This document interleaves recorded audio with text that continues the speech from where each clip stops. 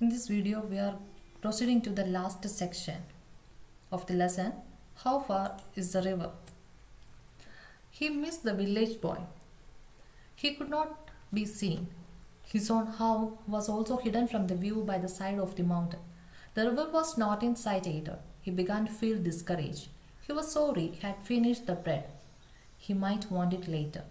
He was determined to see the river. He walked on along the hot, dusty, stony path, past mud huts and terraced fields, until there were no more fields or huts, only forest and sun and loneliness. Now there was no man or any sign of man's influence, only trees and rocks and bramble and flowers, only silence. The silence was impressive and a little frightening.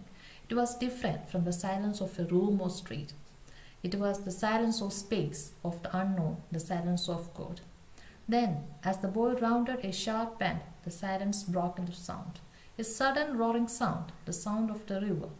Far down in the valley, the river tumbled over the rocks. The boy gasped and began to run. He slipped and stumbled, but still he ran.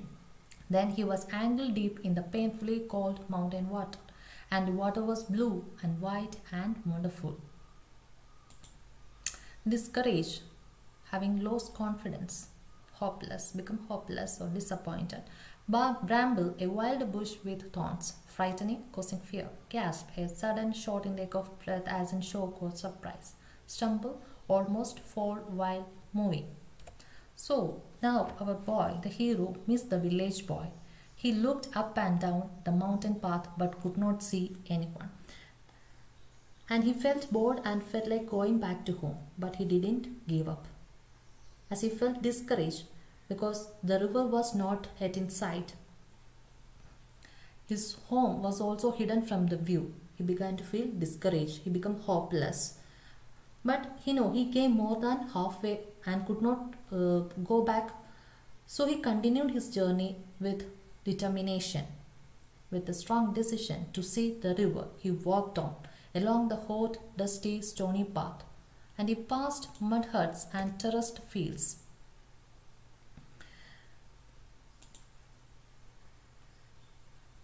Now, why did the boy feel discouraged?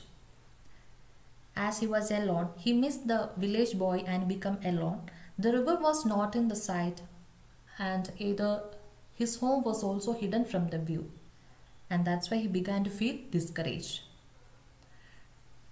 Now he passed the valley, and now he was in the forest, and the sun and loneliness. There was no man or any sign of man's influence there, only silence.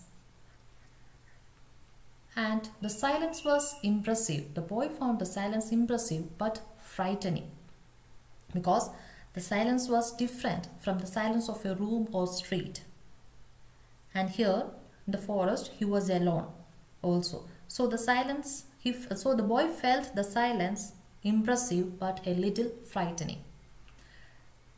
Then after walking some more time, he felt silence, and all of a sudden the silence broke into a sound, a sudden roaring sound, the sound of the river. What broke the silence of space?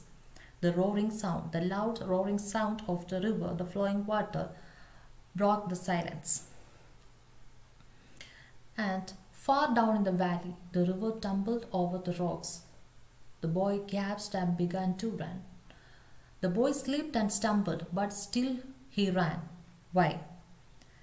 Because the roaring sound of the river attracted him madly. He became excited to see the flowing water, and he was eager to see the river. So he ran to the river. And so he slipped and stumbled, but he still ran. Then he was ankle deep in the painfully cold mountain water. He felt the coldness of the water, the mountain water. He ran down and entered the river and felt the cold mountain water, and he was satisfied that his dream of touching the river come true.